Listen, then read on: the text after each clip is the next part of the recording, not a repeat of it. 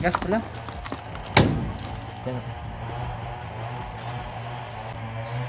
Yan o. So ito yung papakain natin sa alaga nating manok. Yan, dami oh, daming laman. Uy, pad.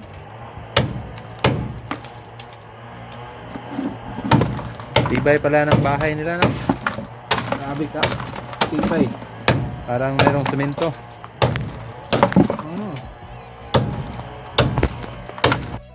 Ito. Dami nila, no? No, daming hirap lang anay dito. So yan. Kunin natin to.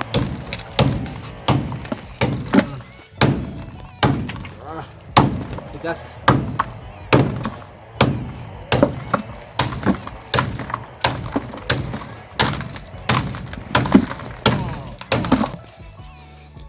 So yung mga nakita natin mga kulay puti, ito pala yung mga itlog ng mga anay.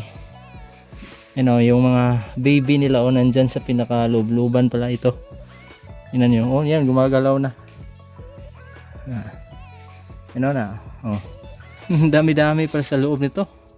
Saan kaya yung queen nila? Yung tinatawag nilang queen. Wala, sinatay na. Kasi daw, meron daw itong queen.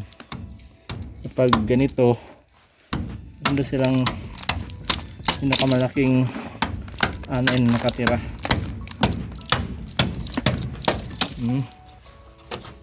Kaya na natin ito. Yan, ang dami oh. Ang dami oh. Ano, ang dami oh. Yan oh. Ito oh, yan, nahulog. Ang dami pala oh. Kaya pala ubos talaga yung bahay pag nakatira yung ganitong klase na mga uri ng anay kasi oh. Dumidikit sila sa pader, sa haligi, tapos itong mga nandyan yung mga kita natin kahoy na tinatakta ng bubong ay ubos na yan, wala na yung mga laman, kaya hindi ito nagamit kasi marupok na, ubos na ng anay. So tapusin na lang natin to.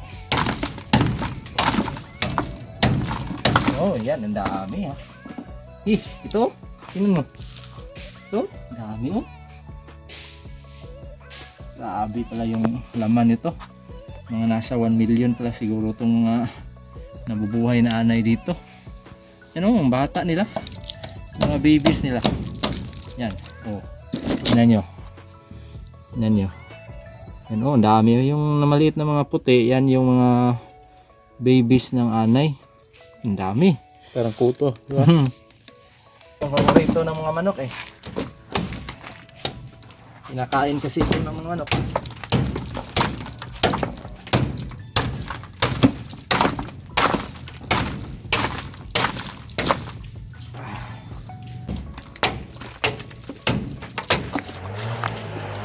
Ayan, at papakain na natin to sa ating mga manok.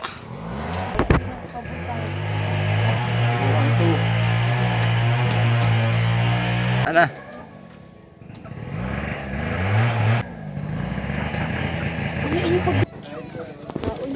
Ay, laga eh. Ayaw pa doon.